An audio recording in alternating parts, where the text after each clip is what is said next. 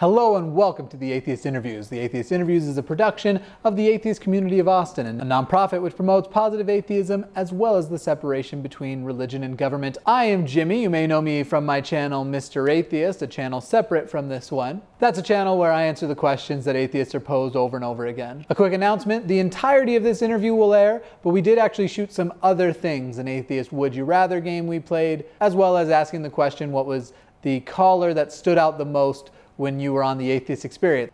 But as always, this isn't about me, and I'm about to introduce you to a man you've probably already seen on the Atheist Experience there as a co-host. Besides being a communicator about atheism, he's also very passionate about volunteer work and charity, something that's really important for the atheist community to get on board with.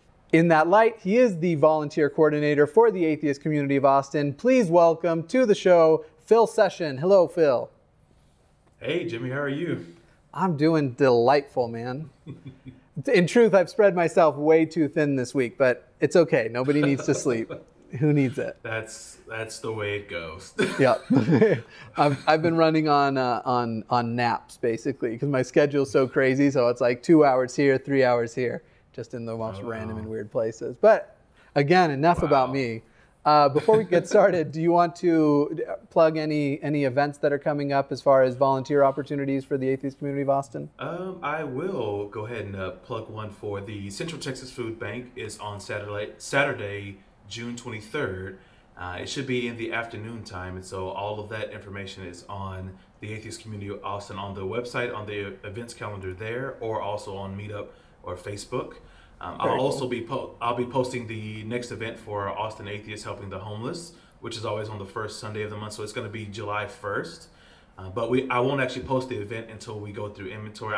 My entire trunk is still full of tables and deodorants and everything else. So to actually count and go through everything to make sure we have what we need, so we can put that on the wish list and put it on the website and everything else. So I'll be posting that event probably tomorrow on the ACA's channel, so you'll be able to find that and see what is necessary for this upcoming giveaway. So that'll be, those are the most recent things that are coming up. Very cool. Now, can people who aren't in Austin contribute to that as well? Can they mail in contributions and stuff? Oh yeah, oh sure. Goodness, we have one donator who I love so dearly. He's actually from Holland, lives on that side of the world. Nice. And he goes to either our Amazon wish list, or he also sends in things directly. He's contacted me about sending in special items, like reading glasses, for example. He sent in hundreds of them last month, and we had enough of those to go over into this month, and it was awesome. But yes, for people that are not in the Austin area, for people that are busy on that day or going to be traveling or whatever else, the wish list is always an option on Amazon. And also we have a direct donation link that's on the website on austinahh.org. It'll be a donate button, or you can do austinahh.org/donate, and it'll push you to our PayPal link where you can make a contribution there. We'll take that, look at the inventory, what's needed that month, and actually go out and buy all of those pieces. And so like last month we were able to buy additional backpacks, for example. Also some granola bars and some other items that we need more of. Backpacks, you can't get enough of them. Sure. Of those. So, but yeah, anywhere in the world, if you're local, if you're not local, there's always a way to help out, and the need is growing, and it's disconcerting, but it's the truth. We used to prepare for maybe 50 people, and now this past giveaway was the largest we've ever had, at over 250 people coming through the line in an hour, and so it's serious business now, and so we really depend on donations to actually be able to keep going. Definitely. So it's pretty cool. Yeah, so believers, non-believers, and if you're watching this 5 years in the future, I'm sure those links and wish lists are still going to be available. Go please contribute and help out. Very cool, man, very cool. All right, well, we start every week with something called a flash interview. What the flash interview is 10 questions that basically help the viewer get a baseline, and it's just in rapid succession. I did it really poorly last week because by question 6 or 7, I was like launching off into discussions. What we'll try and do is actually keep them quick, and then anything that comes up that's pretty interesting as we go, we'll talk about after we get all 10 of them out. Okay, so this means my answers also have to be quick. Is that what we're saying? Yeah. 1 to 2 sentences at the most. It can be 1 to 2 words, though. I mean, a few of them are real quick. So question number 1, what part of the country do you live in now? San Antonio, Texas. Very cool. You didn't have to go with like the city, but his address is 221. No, I'm just kidding. But what part of the country were you raised in? I was actually raised in Dallas, Texas, around that area. Okay, very cool. Were you born into a religious home, and if so, what religion was practiced? Yes, for sure. Mm-hmm. It was Christianity was the overhead, but one side of the family was Free Church of God in Christ. Okay. The other side was Baptist. So those were, I'm sorry? Which one did you attach yourself more to, you think? We attended more services on the Baptist side because that was my mom's side, but the F.A.C.T I enjoyed more because it was more music centric. Okay, cool. So the one you would have identified more with would be the latter, not the Baptist, but the, what did you call it again? Free Church of God in Christ, but I call it F.A.C.T because it's just much easier. Oh yeah, much shorter, much shorter. Okay, I'm already doing it. How big a family did you come from? Let's see. I have 7 aunts on my dad's side, and I believe 6 on the other, on my mom's side. So it was a fairly large family, lots of cousins on both sides, and now even those cousins have children of their own, and so it's just getting larger and larger where you can't quite remember all of the names of all cousins or all the birthdays when you go back you go back to a family function. So it's funny, but yeah, pretty large. Any siblings? Just one sibling, one older brother. Okay, very cool, very cool. So now that we've established the size of the family, how seriously did your family in general take the religion? It was, especially on my dad's side, it was much stricter. My family was the main body of that church that we went to, and so every Saturday they would be there, and it would be this big program that was going on. So events, dinners, little competitions, fundraisers, things of that sort. It was a lot that went on over there, and my grandmother was very much into it. But even on my mom's side, my mom took us, me and my brother, as children quite often, and our family had its own row. It was the row that it was my grandmother's row. Everyone knew it. No one sat on that row except for my grandmother and her family, and so it was a very big thing. And all the dress up, all the hats, all those big, very colorful hats, all that stuff was there. So it's very serious on both sides, I would say. Very cool. Okay, we're gonna come back to that one for sure. I'm getting notifications blocking my next question. So were you the first member of your immediate family, the one that you interacted a lot with, to leave the religion? Or where were you in that pecking order, if you're aware? That I know of, yes. Okay. There may have been others that maybe not.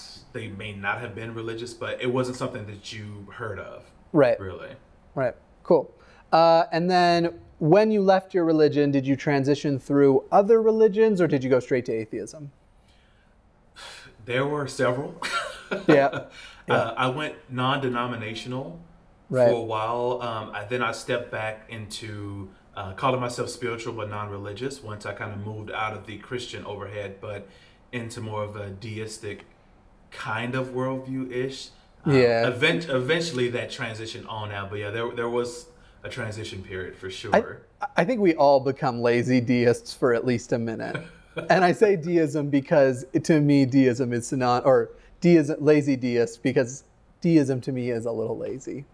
You know what I mean? It's just like the very I don't really believe in anything all that big or supernatural, but there are these gaps, so I'll just put something in there. Anyway. It's very interesting, that position. So you can answer this in one and two of two ways or both ways. Some people don't like to present the math where people can figure out their exact age. If that matters to you, you can answer it. We want to either know how old you were, or how long ago it was that you made the transition to atheist. You can answer either way or both if you don't care if people figure out, do the math. Actually, identifying as atheist would be in 2013, which is when I actually learned the term. As far as me being a non-believer, actually not having a belief in a deity, that would push back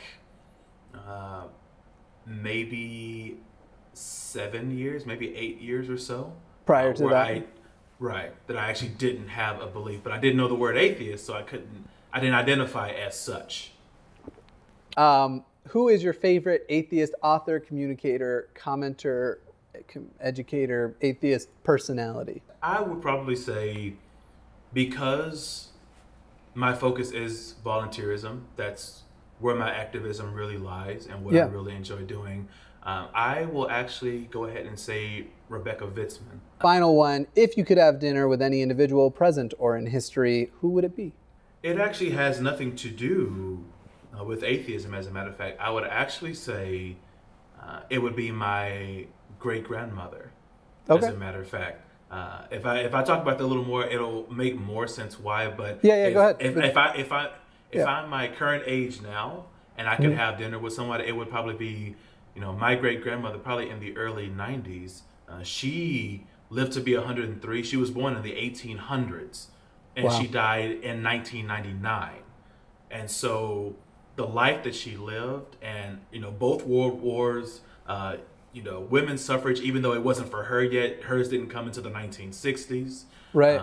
And it was just so much that she went through, and she still was a happy person, a joyous person. She had all her mental faculties together. She could walk on her own. She was just an amazing individual. But I would love to sit down with her and hear some of the stories, more of the stories, now that I'm older and have more knowledge of the world and history, to talk about how she got through so much over such a long period of time.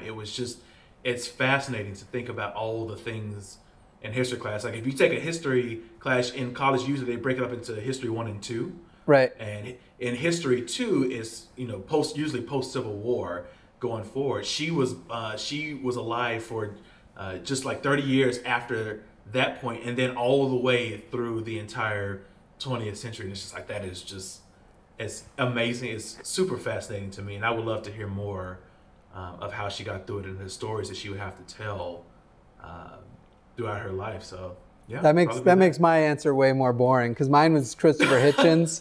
Because I know with Hitchens, I wasn't alive, he wasn't alive anytime that I was atheist, or at least passionate about atheism. So I would want to go back, because he's like my favorite person, that by the time I found out about him and how articulate he was and how much I love his use of language and his take on historical events, he was already dead, which I actually didn't find out right away. I was watching and reading all this stuff and found out after a little while. So let's go back. Sorry, go ahead. I'm sorry. I was the same way, as a matter of fact. I had ran into some of his videos. It was one of those YouTube autoplay type of scenarios where it's just kind of moving in the background, and it made so much sense. And he spoke with such a cadence and such a way of forming sentences and getting his point across, in the widest range possible at times. It was really incredibly lucky for me to hear, and I would have loved to actually have spoken to him as well. But yeah, by the time I got involved in the atheist community, he had already passed away, like just before, maybe a couple of years before. Yeah, that's about when. So I did miss that as well. All right, let's jump back then to one of the questions we asked about, which was who your favorite atheist author, communicator, or educator was, and you went with, from the volunteer side, what was the name you went with? Rebecca Vitzman. Tell us a little more about Rebecca. I have Rebecca. She got her, I wouldn't say a notoriety, but her infamy with the after the Moore, Oklahoma tornadoes, if I'm not mistaken. Okay. And when she was being interviewed, live on TV, the newscaster asked her, like, "Oh, you got to thank God, right?" Referencing her being alive after this had happened, and she very coyly said, well, actually, I'm an atheist, or something to that effect. And that's what kind of blew her up. But after that point, she joined up with Foundation Beyond Belief and helped in the formation and the running for a while, just until sometime very recently, of the Humanist Disaster Recovery program. And I was fortunate enough to volunteer along with Russell Glasser last year as we deployed with HDR to Denham Springs, Louisiana, to aid in some of the flood-stricken places that had happened in 2016. And so I was there, helping to retile floors. I had never done it before in my life. Didn't have a clue of what I was doing, but I was helping to get this homeowner, and the homeowner was there, and he was also helping us to lay this tile. And so this family was rebuilding their home, and I was one of those pieces of it. I'm sure, it's hours and hours of work and months of work, I'm sure, that went into building that house from the ground up. But it's amazing, like the time that me and Russell spent there, that we had, that small piece of impact. And we were able to, in my case, able to finish the whole living room floor, get it all tiled, and going into the closet where the laundry room was. And it was amazing, and so much more needed to be done. But programs like that really have an impact, that jump out there. Like I went with HDR to Houston maybe just a couple months ago, as a matter of fact, to help in the Hurricane Harvey relief efforts. In this case, it was putting insulation on a school building. It was actually it was a magnet school that was in the Houston area, a little bit east of the main city of Houston, and we were crawling under those temporary buildings, but they were permanent for this school. So imagine those metal box buildings that are outside of schools. I actually went to school in some of those, because I went to I was in Florida from ages like 9 to 12, and I was in Louisiana for 2 years after that, and there were lots of those everywhere. Yeah, where they're temporary, but they never move. Yeah. Those permanent temporary buildings that are out there. But yeah, we were just like putting insulation on the bottom and crawling under there, and it was just, I loved it. I enjoyed myself, and I love doing stuff like that. And the fact that she was able to get that off the ground, using her own experience of losing her house and all that devastation that happened around in her area to start that program, I thought that was fascinating. She received the Atheist Impact Award from the Atheist Community of Austin. She was actually the first one to receive that award when we made that last year. Sorry, not last year, but in 2016, if I'm not mistaken. And she was the first recipient, and it was so well deserved. And I met her then for the first time in person, and she was amazing. She was an amazing person to actually speak with and get to know. What is the name of her organization or website, or where could people find her if they want to go find more opportunities to volunteer with her, or where can they find her? Yeah, sure. Well, the program that she helped to create, she's no longer there at Foundation Beyond Belief, but it's Foundation Beyond Belief's Humanist Disaster Recovery program, if I'm not mistaken. And so FBB.org, which is Foundation Beyond Belief's core website, should be able to lead you there and talk about any future deployments that they have, because they have to be organized, they have to be coordinated with teams that are on the ground in certain places. And so they partner with All Hands for Denham Springs, and also All Hands for the Houston deployment as well, because they were the ones that were going to be on the ground for an extended period of time, and we were going there to join them and help in their efforts as they were getting things back together. So I would definitely say to go to fbb.org and start there, and you should be able to get to the Humanist Disaster Recovery team there and kind of see what's coming down the pike on that side. All right, very cool. In your most recent appearance on the Atheist Experience, you had a caller come in who wanted to ask you about being gay, and he actually asked, you're gay, right? To which you replied, do you remember? Oh, super gay. Super gay. Yeah. I'm only mildly gay, unfortunately. I've only figured things out about myself in the last year. I haven't made it quite to super gay.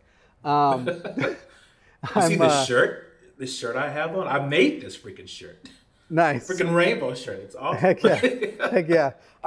What I need to do is like a thermometer shirt that at any given time will tell people how gay I've made it too. Like currently this gay. I used to be this, now I'm here. I will make it to super gay one day. I mean, I can only hope. But so they asked you about coming out as gay versus coming out as atheist. And you had actually said that coming out as atheist because of your family situation and everything ended up being more difficult. And actually, if you've had time since then I don't know if that call stuck out to you at all and you've thought about it more, but if you have any additional thoughts on it or want to talk about that for a moment, I thought that would be a really interesting conversation to have. Mm-hmm.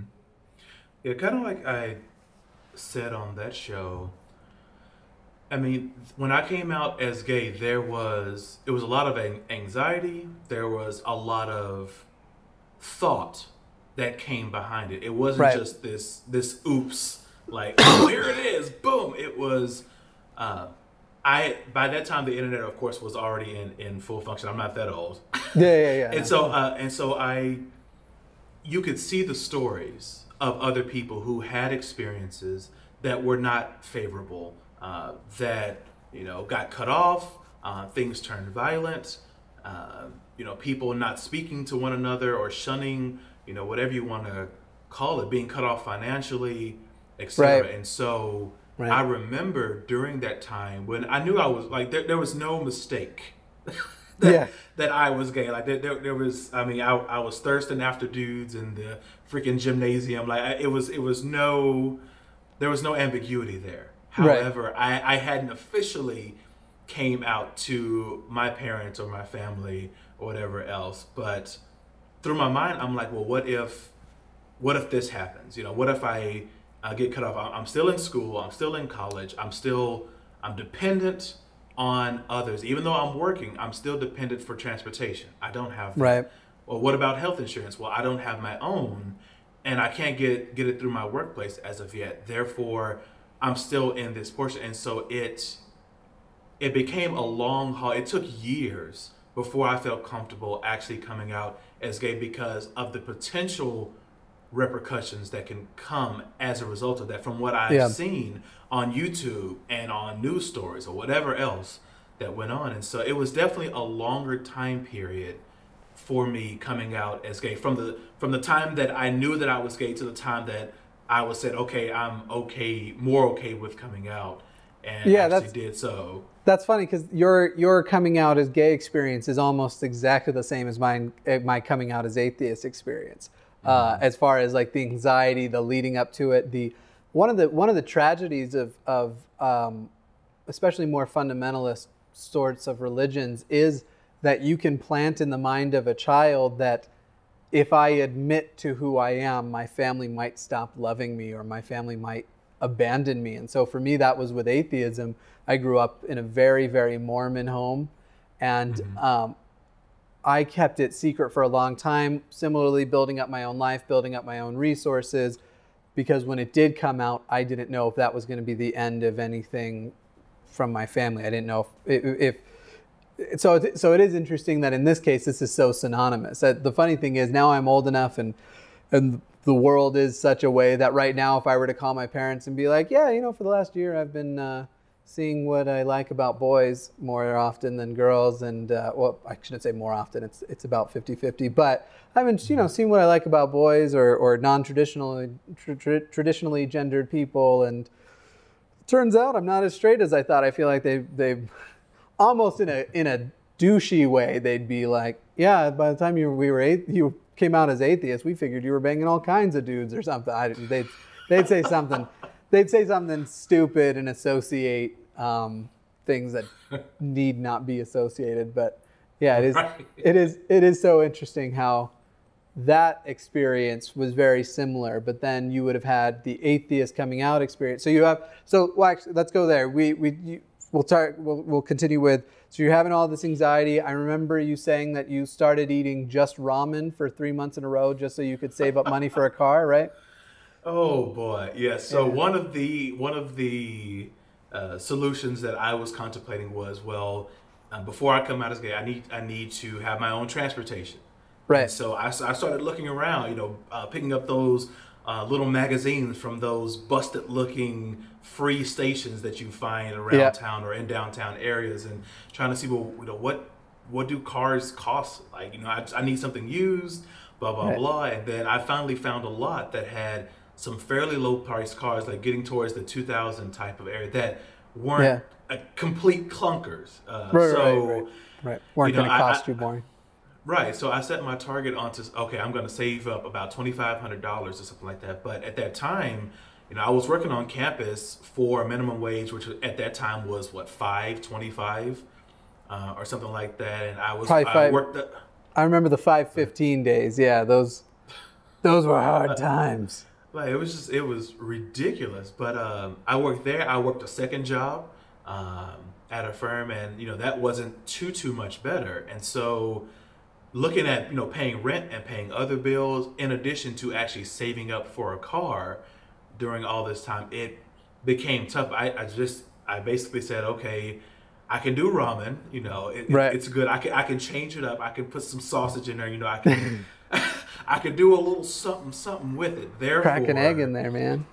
That's the thing. So, let's see what we can do. And sure enough, I went to, I think it was like Sam's Club or something, and bought just a huge pack of ramen noodles, and I just went through that, alternating different flavors from shrimp, beef, and chicken. Yeah. and just kept going. Luckily, I grew up with a British mother, so I've always had a taste for flavorless food, and so I could have done three months of ramen easy, man. In fact, there probably were times where that was about my my diet, but no, I get the whole you plan ahead and then you just live off of the minimum because you gotta prioritize, pick one or the other. That was so. Did that also get you to health insurance too? Because I think that's where the story fell off on Atheist Experience. How did you figure out your health insurance side of things? That actually came a little bit later, when I actually spoke to my second job to try to see, what options were available for me. Like, what could I do? I was getting up there in age anyway, to where I was going to get kicked off of my mom's plan anyway. Right. And so I just kind of started inquiring about that, and went ahead and, got dental insurance because it was nice and cheap. And then it started exploring medical insurance, like the worst one that was available, but I still had some form of health insurance if I needed to go to a doctor. Right, or whatever, where your life won't be doomed if you get sick. Right. And tried to be as healthy as possible. I started working out, changing my diet a little after I got my car, and got some insurance on that car, just liability coverage, because just the cheapest thing I can get. Yeah, for sure. So I just kind of kept working at that until I kind of got those pieces together. Once I had, my own transport, health insurance, I had a stable position, I had a stable house, paying on my bills, etc. Then I felt more comfortable, approaching that topic and actually coming out officially, putting it on Facebook, for example, which makes things all official. Yeah, exactly. It's Facebook official. Phil Sessions is super gay, July 28th. But yeah, so when I talked about it on the show, like, there was a lot of lead up to me coming out as gay, and it took a much longer span of time for me to do so. However, the reason that I said that it was indeed harder is because after I came out as gay, a lot of justification about me and my eternal soul and everything was made because, I was still a believer at that time. I was I was still a Christian, still worship Jesus Christ, et cetera, et cetera. So even though I'm gay, there was still a possibility that I could go to heaven, or that the Lord would make me see the error of my ways, or whatever you want to call it. And so that gave solace to a lot of my family members to be just fine with it, even though they felt some kind of way about it, for sure. Right. Was that coming from both sides, though? I don't mean to use anecdotal evidence, but from everything, from all of my interactions with Southern Baptists, from just being a Mormon, that wouldn't have been what I would have thought any Southern Baptist would have replied with. Basically apologetics to get you through from being gay to back to heaven. So was that both sides of your family you were getting that? Was it because of they they loved you, or did you get any of the Yeah, like, yeah. we love you even though we don't love your sin, or any of that sort of thing? It was nowhere near as direct as you think it would be. What the biggest reaction was, not talking about it at all. Yeah. And when I say that, I mean, when I used to go to family functions, it is customary that, you know, people of my age group would bring their significant others, so BF or GF or whatever else. Right. They would come and introduce them to the family, and you know, play some cards, eat some food, whatever else, you know, have that good time. However, after that happened, definitely on one side of the family, the F.A.C.T side, those questions stopped altogether, and No I more. don't think it's been asked in, oh my goodness, it's been 8 years or so, maybe 7 years, something like that. It's been an extremely long time to where it just stopped. People know, like, I'm super gay. That exudes on my Facebook. Right. You know, there's no ambiguity on that side, but those questions don't come up, and so I would love to see it. I look forward in the future, if I actually do, you know, have someone that I'm dating and is serious enough that I actually want to bring them to a family function. Like, you know, what would they say? Like, oh, here's Tom. You know, how is that gonna go, and how are those eyes gonna just light up on that side? And so But for the moment, be interesting. For the moment, you're not getting a lot of, oh, Phil, when you gonna get married? None of that. No, that. It used to be like, when you like dating someone, when are you gonna bring someone, you know, by their you know, children? All that kind of talk has ceased. I don't know why the impression of the family member I did was apparently like a Jewish woman from Brooklyn. I don't know why that's what came out, but yeah, I kind of got that a little bit. I was just like, okay, I'm like, maybe that's his folks. That's part of my things. background for sure. Yeah, father's a New Yorker, mother's a Brit. Lots of Jewish New York. It's like that extended family, the people you call uncle, but you don't really know how they're related to you. Right. That is or a thing. Yeah. It turns out to be like a family friend. Yeah. Or something like that. That has happened more often than I ever thought. And you always grow up like, this is Uncle so-and-so. And turns out when you actually start learning about how they're related, it's like they're actually not by blood. It was this friend, and it was like the oldest friend of your grandmama, and blah, blah, blah. And that was the connection. And so I was like, okay, cool. So one day I'll introduce you to an old Jewish woman from Brooklyn, just so she can ask you, when you gonna settle down? If you ever go check out my channel, you'll see most of my channel there's lots of voices and impressions. That's just one of the things I do. That is awesome. Yeah. It wouldn't be a show of mine if I didn't bring out Stewie Griffin. All right, moving on. Oh, dear. Religiously sourced bigotry toward gay men is very easy to find in the South. Not just in the South, but it seems like it's worse there. But I actually wanted to ask if you found any of that, obviously not religiously sourced, but if it's showing up in the atheist and the secular community as well. And more specifically, if there's anything about the LGBT experience or people that is being perceived incorrectly, or the way they're being treated is incorrect from the secular and atheist side.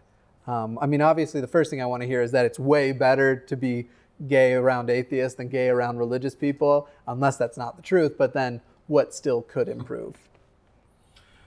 I mean, it's definitely much, much better for the people that I've run into, like with the Atheist Community of Austin, or down here in San Antonio with F.A.C.T, the Freethinkers Association of Central Texas, and you know, the friends that I've made. It's definitely,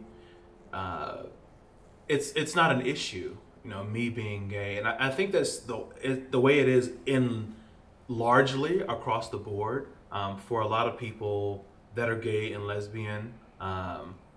I think, though, from what I see, it's gay and lesbian, that's usually not an issue for most people, even bi as well. But it starts to come, it starts to have some dissonance when you start to get to people that are trans, people that are asexual, or things that are not as common or not as heard about. that people still kind of struggle to either understand from, like, just understand period, or have not really explored or had experience with, or have friends or family members that they can relate to. And because a lot of people have had, you know, a gay cousin by now, or a lesbian, you know, brother, not brother, but sister, or something like that. It's, you know, you've had those interactions and you've been around them enough to where it's kind of normalized that, so it's nothing too out of the box. But then when you come across someone, your friend or associate or whomever, that says that, oh, they're asexual, some people don't even know how to process that, or what that even means. Like, what does that actually mean? I mean, like, well, what are you attracted to? Who are you attracted to? You know, and it's, you know, you have to have that conversation from scratch almost. Yeah, and it seems to me that with those non-traditional, which I would now, I guess, include gay and lesbian, and at least becoming traditional orientations, but in these more non-traditional orientations and genders, that people are now, even on the atheist side, using the same arguments people were using, unfortunately, that I was using as a teenager before I saw the light, so to speak, in now regards to, they were using it back then about gays and lesbians, and now it's switched to the exact same arguments, but for people who are trans or non-binary or non-traditional orientations like asexual, pansexual. I mean, for example, I'm not going to plug him, but I just watched a Twitter fight with this particularly or somewhat popular atheist YouTuber who just starts the whole thing by saying that trans is a mental illness. And so it's just, you're not actually seeing an improvement of argument or the way people think. They're just shifting where they're pushing the arguments when they lose the past ones. And so it's discouraging, but I guess because of what happened with the gay side of things, so such a strange phrase to say, but on the gay side of things, what happened historically, which side's my gay side? This side. Anyway, sorry. On the gay side of things, it's encouraging. It's always your better side. Yeah, always, which is not into my part. It's where all this is happening. But it's encouraging to see the rapid response and improvement once it came out more that more people were gay and that this isn't as rare as you think and that it's okay and sexuality is a spectrum.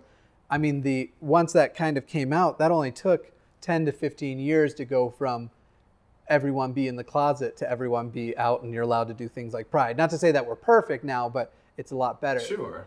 I hope that is a pattern we can repeat with the rest of the T and the Q and LGBTQ community. Now I'm a rambling madman. We do this. Definitely, it's definitely some more research, more data that needs to come out as we start to explore, you know, the human species and how our gender identities work, how our sexual identities work, and it's just, there's so much to learn, there's so much there. And I'm hoping as we start making, if we can, any progression on that side as far as getting more data about how things work. We may not be able to ever, you know, point to a specific gene here. You know, we may not ever get that far to say, oh, it's this one right here that actually controls that. And then if we put it in the CRISPR program and tweak this here, we can just do all these kind of things. Like, we may never get to that point, but having more information about it I think would be a much welcome thing. And hopefully as people learn more and they start to, you know, get more experience and exposure to people that are not just gay and lesbian and bi, but are, you know, the rest of that spectrum, the, you know, QTI, AA, you know, it's just a lot that's there, or pan. It's just a lot that's there and a lot that people aren't exposed to. And when they are, initially, it's, you know, people are taken aback, like, what is this? You know, or, this is a new thing. I didn't know about this. It's another letter. Oh, like, you know, it's always interesting to Why hear. do I have to remember pronouns? That's my least favorite one.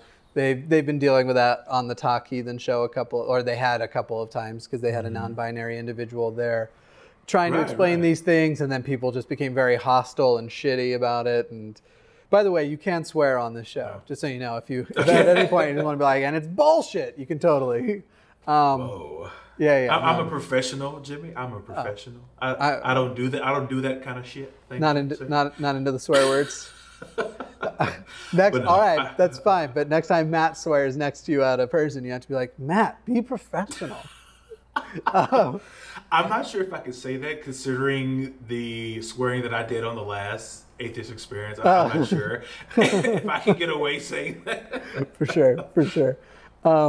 But yeah, so there's things to be encouraged by. There's some things to be discouraged by. Also, in relation to what you were saying, I think it's important to point out, biologically, we are learning a lot. What Phil, just because I can already predict what kind of hateful comments could be coming in as far as, see, they're just making it up. They can't point to anything. There are a lot of biological things we can point to that certainly play a part. Phil's point is more that we're not going to specifically go, it'll be on the 31st chromosome at this place that you're going to find the gay, but there certainly is a genetic component to orientation and to gender, and because it's a recent thing that we even look into, we're learning a ton, but we haven't gotten there yet. So I just don't want anyone to be like, yeah, see, there's no scientific basis for it. They're just doing what they feel like. Yeah, I would never make the assertion. Like, even when people say, like, oh, I was born that way or something like that. Mm-hmm. In my experience, it definitely seemed that way, but that's just my anecdotal experience. Right. But what I'm more interested in is the science behind that. Can we actually start figuring out, how that actually progresses, how that orientation develops, whether you're, straight or gay or whatever else, or anywhere in between.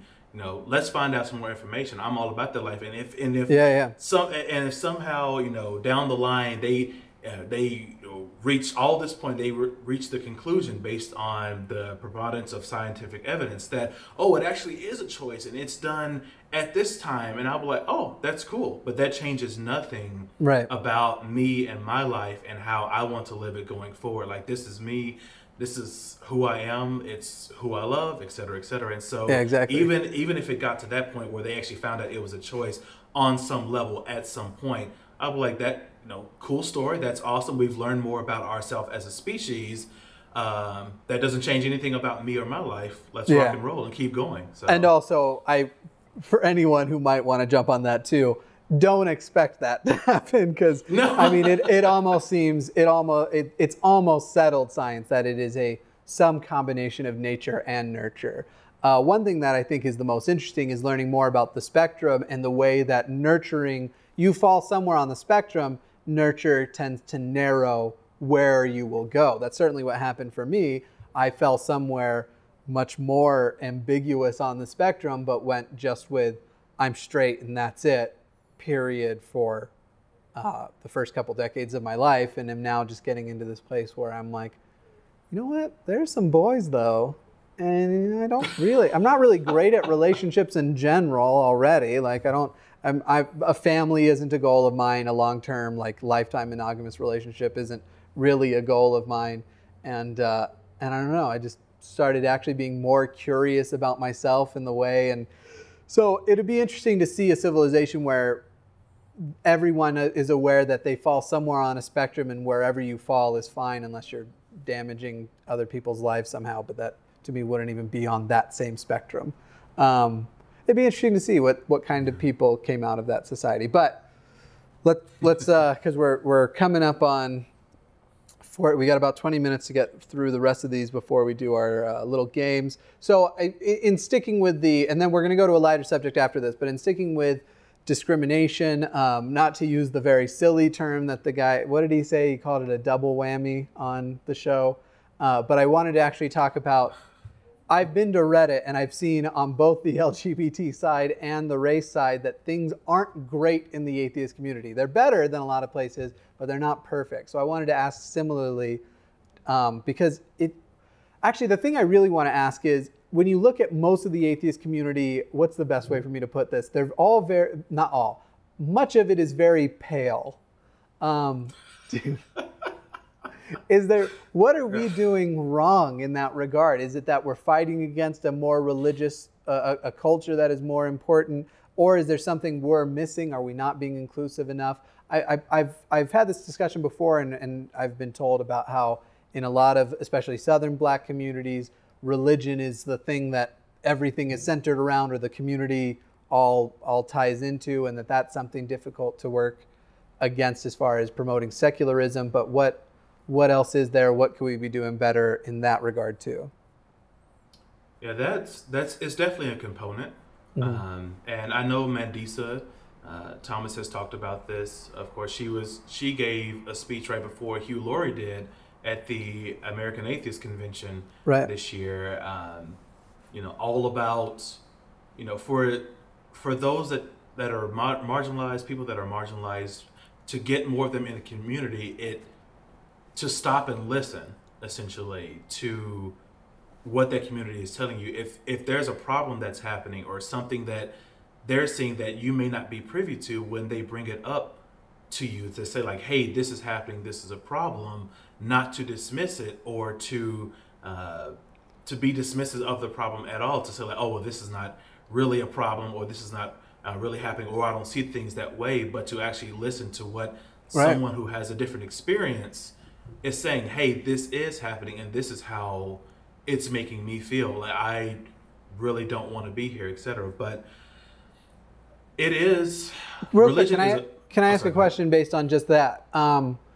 Atheists, it seems to me, and I've definitely been guilty of this, are, especially the skeptical ones, have this sort of high, what's the word I want to, a high sensitivity to anything that they can deem as anecdotal evidence, that anything that appears to be anecdotal, which in this case, I think there's a lot of statistical backing, but when an individual's talking about their experience, they want to go with anything that's anecdotal also is untrue. Do you think that plays a part in this at all, when a person who can't sympathize or hasn't experienced anything themselves, they maybe are just drawing straight to the conclusion of anecdotal evidence? Or do you think it's an interesting thing to think about, and yeah, maybe, but there's not really enough of my anecdote here to I wouldn't say that they haven't experienced anything, because people have their own experiences, but I think that does kind of play into it as well, because if someone is a skeptic, you're supposed to,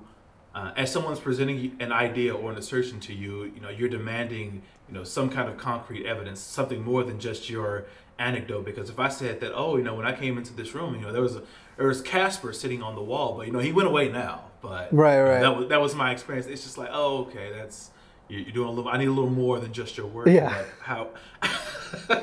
Yeah. At least I would hope. I would hope there would be people that would demand a little more than that. But when things happen, like little comments and little actions that people do that that I could recognize, or somebody like Mandisa or Bria, who leads up the Detroit chapter of Black Nonbelievers, as we see things that happen in the community, and we may call that out, a lot of people don't necessarily want to hear that, or even want to acknowledge some of the problems that have happened. I mean, it's been very interesting hearing some of the stories that I've heard from some people of color when attending, atheist conventions, for example. It's interesting to hear, and some things have pissed me off. Other things I'm just like, what the fuck is wrong with people? Not to imply atheist arrogance, because obviously, like I mentioned before we started, I just did an episode on why atheists are so arrogant. But it makes me wonder too, then, if there's almost a level of narcissism that, and I'm not saying this is typical. The worst part is that oftentimes things are represented by the people who are the worst at it. You know what I mean? Like the racism we're going to see in that community is going to be represented by the biggest dicks. And so I wonder if there is, though, a level of sort of, you've decided, or you feel like you're a skeptic, you feel like you finally have figured out a way to evaluate the world in a way that is apparently synonymous with reality, but then somebody comes along and tells you there's this whole big thing you're missing. I wonder if that's why we're seeing almost an apathy to actually work on these issues. I don't know. again, me spitballing and me going, Yeah, yeah. If I was smoking pot right now, I'd be like, oh, what if like, you know, I'm in Denver, but I'm not stoned, not this time. Got it. Yeah, yeah. Denver is an awesome place. This It's is random. I love it. Last time I've been there. But yeah, it's hard to convince someone that, you know, this thing X is a problem if it's so out of their realm, if it's something so far-fetched that they can't sympathize, or even it's even hard for them to empathize because it's nothing that they've necessarily had to worry about, or even it's something that they're looking for, I suppose. I mean, there's common stuff like having an assumption made on me that I'm religious by other people. That happens a lot. Yeah, I imagine. That, you know, it's assumed that I'm a religious person. That's just kind of the way it goes with the territory, because, you know, most African Americans, you know, subscribe to some kind of religion, or at least publicly. Especially in the South. Yeah. Right. For sure. It's a big thing. You had mentioned it earlier. It is a big thing in the Black community. It's where most of our events were held growing up. It's just you grow up in that environment. So dinners and Easter programs and pageants and, you know, fundraisers, a lot of stuff took place in church settings. But like when it comes to the atheist community, I've heard the question multiple times, like, you know, how can we get more, you know, African Americans to come, you know, to these events? You know, how do we reach out to, you know, other folks? And it's always interesting when people ask me that. I'm like I'm not sure. Like I don't have the magic African American guide. Yeah, and I didn't mean to be the cliche white interviewer asking the like, so how do I solve all Black folks' problems? How can we bring them folks in here? Like, but no. But I will say that, like, for me, I found the ACA first based on, you know, the atheist experience. It wasn't anything that they were doing specifically, you know, to target African Americans. It was just me feeling comfortable enough actually to go to one of the after show dinners. I didn't even go to the show. I went to the after show dinner. As a matter of fact, that was my first introduction to the ACA and to the atheist experience community. But, you know, being willing to, you know, being an accepting environment, being an open environment where people, I'm trying to find the best way of. Well, I mean, it sounds like you're basically saying the most important thing is not only to be inclusive, but don't be exclusive. Don't create an environment that a person of any race, gender, or we can go back to gender orientation, would feel like they can't be in. Which is, I mean, that's actually something that that specific thing is something I see us failing to do in a lot of places, especially, again, when you go to Reddit. If you're a questioning Black gay teenager and you go to Reddit and they find that out about you, some hateful things might come your way, even from atheists, that might make you think this community is not appealing.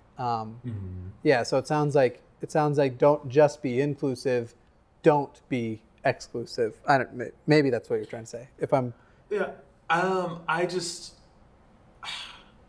like, for Black atheists who are comfortable coming out, I guess this is my experience, because I have had some situations where there have been some things that made me kind of question some people, but I won't go there quite right now. But when I joined, like, with F.A.C.T or with ACA, I never felt like I was, you know, the outcast. I could definitely recognize that I stood out among the crowd. However, me being there, in my mind, that makes it a little bit more okay for other atheists who are also persons of color to feel like they can join this community as well. And I think that exposure, like with Black non-believers, and how Mandisa is trying to push a lot of that, basically pushing that name out there, that, hey, there is a community of non-believers, and it's for African Americans, and these groups actually exist, and these are the chapters that are all over the United States. For sure. And it's basically raising the awareness that if you're Black and atheist, that doesn't necessarily mean that you're alone and that you have no community to go to. And so when I am with these communities that I'm actively with, and I do volunteer work and et cetera, I'm there, and I hope that other Black non-believers, Black atheists, however you identify, can see that and see that, hey, that this is a community for you as well, that this is open and accepting and should be for you, and just trying to be, I guess, that example, while also paying attention to what people within the atheist community are doing and calling out some behaviors that are there, not in this public, usually in this public way, not like this in the video, but actually sending a message. If somebody does something, which I have had conversations with after the American Atheist Convention this year, I had to have conversations with a few individuals that did something, it wasn't blasting them out. It was like, hey, let's talk real quick about what just happened and why this isn't okay to do in the future. And, having that conversation to where they actually know that they shouldn't do this in the future to me or anyone else, even though they felt comfortable with me or whatever, this should not be done. And this is why. And so it helped them to learn and hopefully help them to grow and not do that in the future, so that someone else doesn't feel slighted by that same action that happened to me. And so that's what I want to do. But I think Black atheists having exposure with that it's okay to be here, to actually be out as a Black atheist, and you won't be alone. I've met some wonderful people of color that are atheists, at conventions and different events, and it's been an amazing experience. It's been a really amazing experience for me. So it's slowly but surely getting there, but having a meeting as to like, let's pull a few Black folks up in here and say, well, how can we get more of you in here? Like, it seems a little weird, but I mean, people come from it from an earnest position of actually wanting to do something about it. And so I don't necessarily slight them for that, but it's always interesting getting that question, like, how do we get more of your kind in here? That's what it boils down to. But I hope mine didn't sound so silly. Hopefully mine came off a little more, a little better than that. I mean, you're good.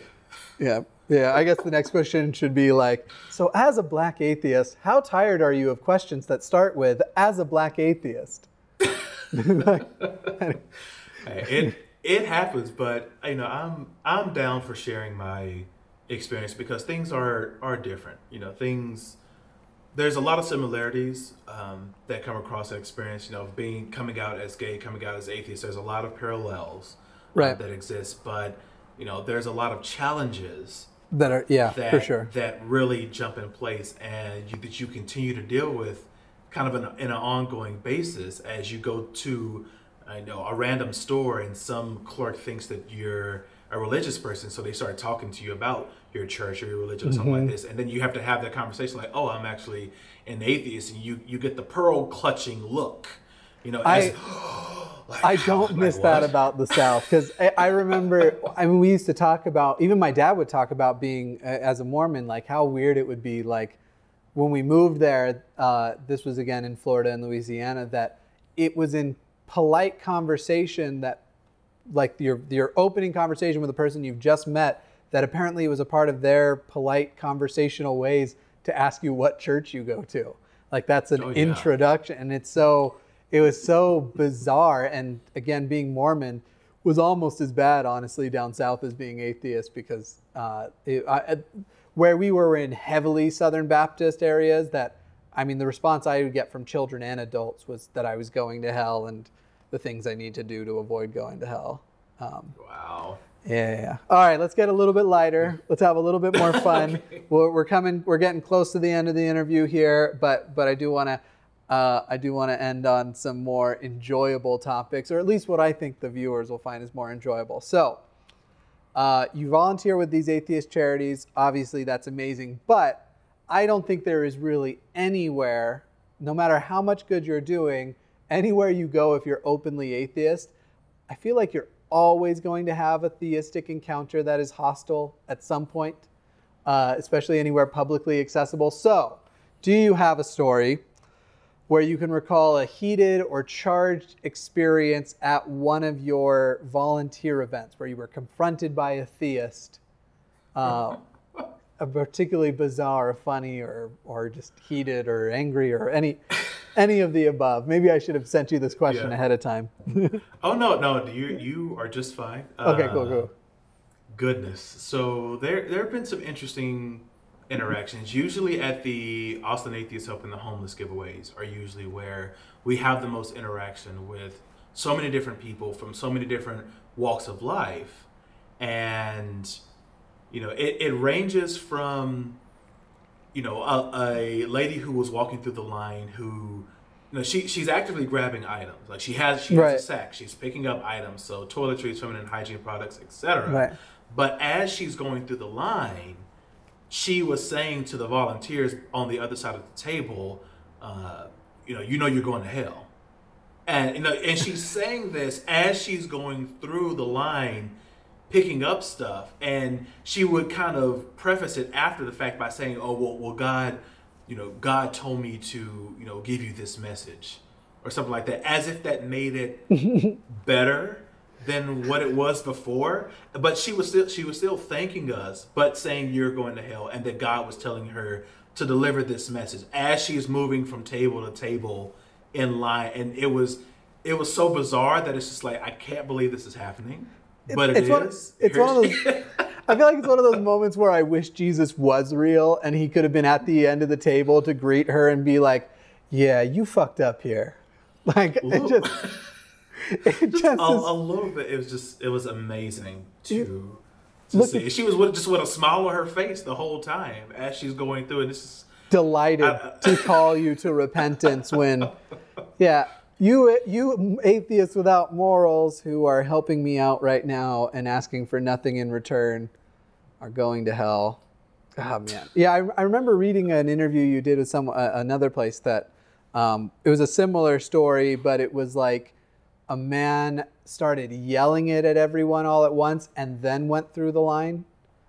Oh yes, yes. That was the gentleman with a cat. As a matter of fact, he had a cat on his shoulder, and we made sure that he gave him some cat food. As a matter of fact, at the end of the line, because we have dog and cat food for a lot of the furry friends that are out there as well. But yeah, the line was going, and he stood behind the line. So it was him, the people that were getting help walking through the line, and then us. And so he started just yelling and screaming to us about that, you know, this was terrible and this wasn't the way, and that it was amazing to hear. But then after he got done with that whole tirade, and it lasted for several minutes, as people were kind of looking like, what the hell is he doing? Like, what is going on? And then he casually made his way to the back of the line and got in the line and started progressing along the way. And it was, you know, you keep a smile on your face. Yeah, you know, for sure. Unless something gets to like a physical altercation where somebody's actually blocking someone's way, something like that, we let people say their piece, because that's not what we're there to do. We're there to give aid, and that is our focus. We've only had a few instances where we've had to like, okay, you're gonna have to leave. Of course, the police station is directly across the street, and so it's usually never been too tough. But probably the most bizarre and funniest instance, I think I've told this story before, but it was just, it was so hilarious to me, honestly. But we were doing our giveaway as usual on a Sunday, and there was this big black truck that kind of rolled up behind the line. And so we're here at the table. We have a line of folks in front of us, and in the street area, here comes this truck just bebopping along, and it stops right in front of us. And so there's a lot of cars moving around. You don't think anything of it. You know, there's plenty of cars. They're moving. People are coming and going, and we're in a big parking lot in the middle of the city of Austin. So, you know, things happen. So you didn't think anything of it, but all of a sudden, all the doors open, like all 4 doors open, and you hear this blaring, what appeared to be like a Christian metal type of music just blaring out of the doors, and people in line along with us as the ones that are hosting the giveaway are like, what the fuck is happening right now? And so people jump out of the vehicle. There's guys with megaphones, like actual megaphones that come out and started basically kind of street preaching, but it was that drive-by preaching where they don't want a conversation. They're not here to have a conversation with anyone. They are here to spread that good word. And I can't wait to get there and do some volunteering with you. But just know, I'm also going to be bringing my video camera because everything you're talking about sounds like excellent content. I mean, it doesn't happen.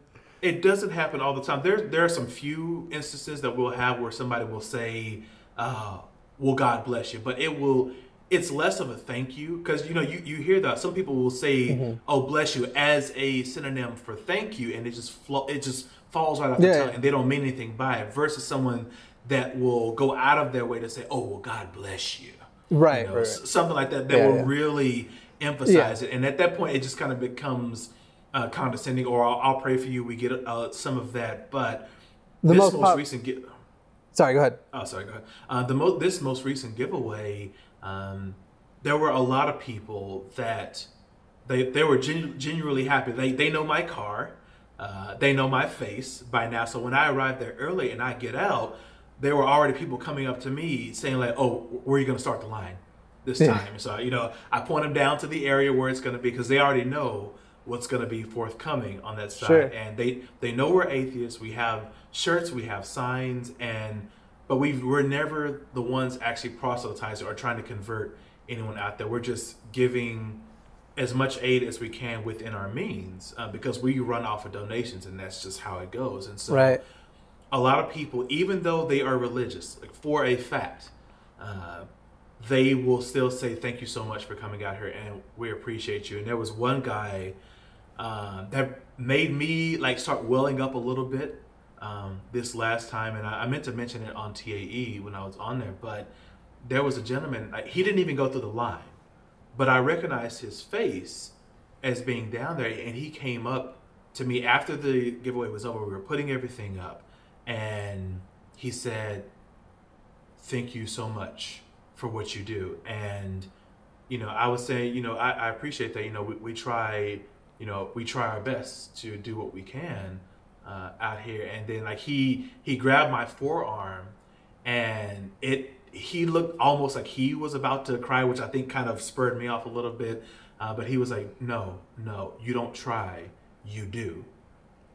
And he let my arm go and kind of walked off, and I was just like I don't know, it was just like the look that he had in his eyes, like just the way that he looked. He didn't go through the line at all. He just came up to say that and then walked back off to go sit by one of the pillars or whatnot. And I thought, it was, I don't know, it really made me reflect for 2 seconds. We were out there, it was 25 of us volunteers out there. We had served over 250 people, the largest we had ever done. And, it made me reflect on what had been built out there, how much this has grown from when I had gotten started and took over. It was just 3 people out there with a single table, and to grow so much and to have that much of an impact to where he would come up and say that, like, it made me feel some kind of way inside. I kept it together, even though I shed a tear or two in the car. Just remembering his face and the words that he used to say, because it wasn't some bullshit story. Like, it was like, this just happened, and it just blew my mind. And it clearly meant so much to him. I mean, I can't think of a better place to leave it. We're not going to do better than that for finishing the show. That sounds amazing, and it sounds like seeing the impact that you made. But obviously not just a you thing, but a broader, the organization and everybody there, and what it means to the people, especially those people who actually are reflective of what you're doing, as opposed to the people who are just there to take and go. Yeah, that's amazing, man. That sounds wonderful. When I get down there, I'm positive you'll see me at event after event, but I would like to be the official representative to all hecklers and protesters. I would like that title. Yeah, there's some definite characters that will they'll try to go toe to toe, and Yeah. sometimes they'll listen, sometimes they won't. And I was having the longest non-conversation that I've ever had with an individual where like we're talking, but it was like he was pausing to listen, and then he would just kind of keep going on that. And so I tried to like slow him down, like, sir, did you hear what I said? Like, do you understand where I'm coming from? Oh yeah. And then continued on. Like, it was just like, sir, like you focus. All he's waiting for is his next turn to talk. Dude, I've had those so many times. Well, this was wonderful. Phil, is there a particular Twitter or a place on social media people can find you for the announcements about events coming up? Is there somewhere you would want to plug, or maybe an ACA page, something specific you'd like to plug as far as where people can find you and the stuff you're doing? Oh, sure. Like I've never been the one to, find me on Twitter and all this other kind of stuff. I usually, my main focus is focusing on the volunteer events. And so I coordinate events, of course, for Austin Atheists Helping the Homeless. So you can always find that if you search it on Google, even Austin AHH, you'll find it. It's the first page. We'll take it to the website. But their website is Austin AHH. A is in Apple, H is in Harry, H is in Harry.org. So austinahh.org. We'll take you there, and that'll give you all the information as far as what's needed, the donation links, the actual inventory of what's actually needed for the giveaway. Because a lot of people will just look at it and say, okay, I'm going to bring toilet tissue this time, by looking at the list as to what's needed. So that's always a resource. I'm volunteer coordinator for the Atheist Community of Austin, and so you can always find those events. I post them as well ahead of time as I can to give people that notice on the Atheist Community of Austin on the website, on the meetup, and on Facebook. Just search that name, Atheist Community of Austin, and you'll find those links. And lastly, I also the volunteer coordinator for the Freethinkers Association of Central Texas, F.A.C.T, which I thought is very clever. So you can always go to F.A.C.T.org or search that name, Freethinkers Association of Central Texas, on Meetup and on Facebook. I do the same thing, posting those events so that people know what's going on and can be informed. And I'm really happy at the amount of people that come out to a lot of the events. The ramp bill that we had in Austin for the ACA, we had 7 ACA folks show up, 25 for the Helping the Homeless on yesterday.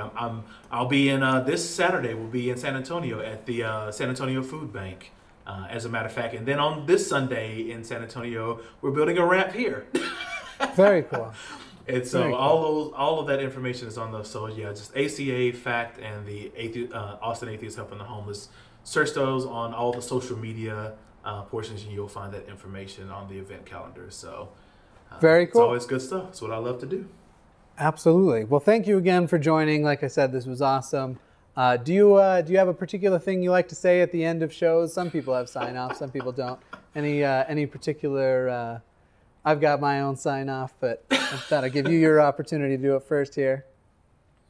I do not have a particular sign off. However, I will say something that I've reiterated in the past. Sure. Before. It's just a short little blurb, if you will, but.